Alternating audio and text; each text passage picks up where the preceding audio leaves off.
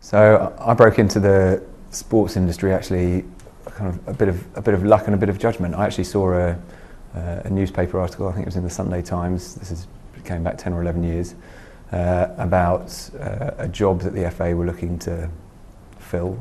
This was in, like, the compliance function of the FA and investigating kind of issues in the transfer market and the financial side of football.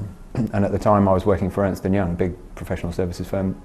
I was a financial investigator for them, and I kind of thought, that might be something that I could get quite interested in. I've always been a sports fan, always been a football fan, and so I wrote a speculative letter to the chap who was mentioned in the article, who ended up, a year later being my boss actually. So I wrote a speculative letter. They wrote back and said, "Yeah, we're not actually looking for anyone. Don't believe everything you read in the papers, but thanks for applying."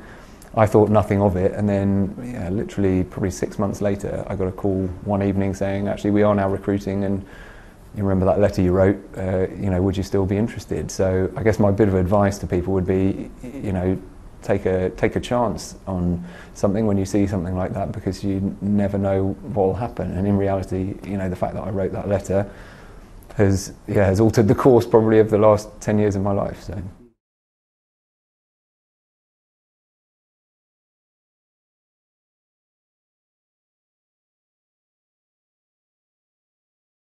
Well, I mean, what's inspired me to work in sport? I mean, as I say, I'm a sports fan. I've always been a sports fan. I played a lot of sport when I was a kid.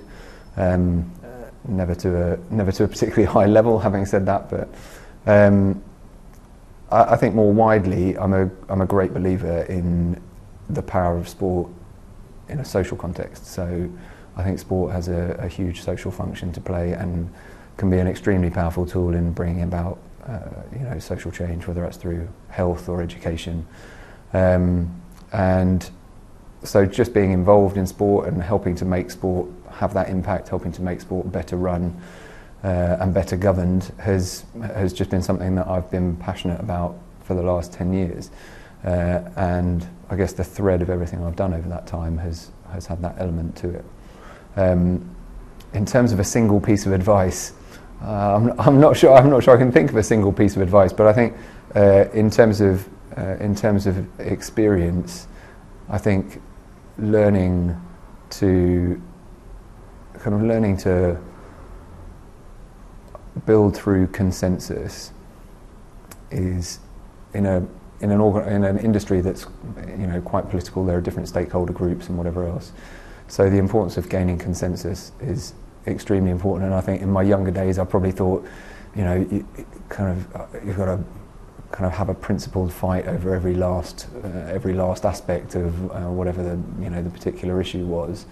But actually, you've got to take people with you. So I think having that slightly more balanced view, rather than necessarily always a really kind of strong ideological battle, is important. That's not to say you compromise on important things, but actually, taking people with you is incredibly important if you want to build something that's successful and that they buy into ultimately.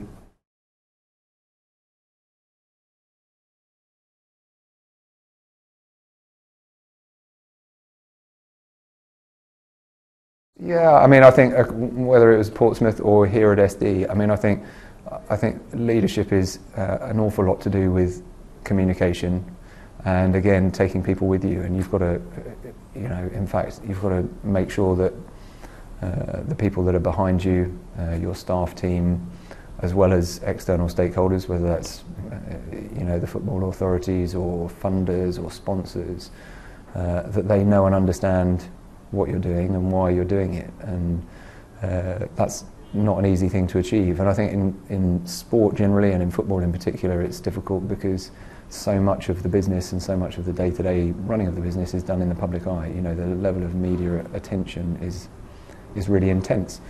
And so, there's no kind of let up in that respect. And so building that kind of belief and credibility and understanding of direction is critical to any leadership role, and communicating it so that people want to do it, want to follow, want to support you as the, I guess, as the figurehead in some of those circumstances.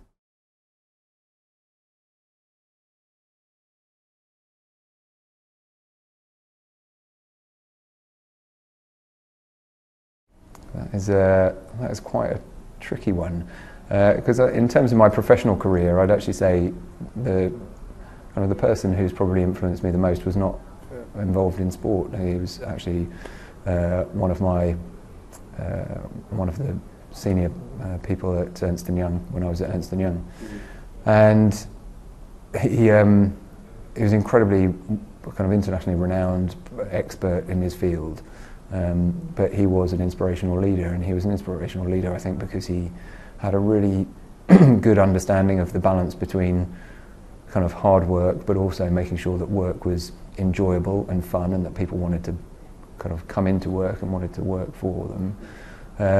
But also he was just charismatic and kind of took people with him in that way. And sometimes that's, you can't do that through kind of a textbook or science. Some of that is just inbuilt into people's personality. So he had a big influence on, I guess, the direction that I took, and on shaping me as a person and a professional, and giving me the confidence to go off and do some of the things that I've taken on. And he stays part of my life now. So that, I guess, that's been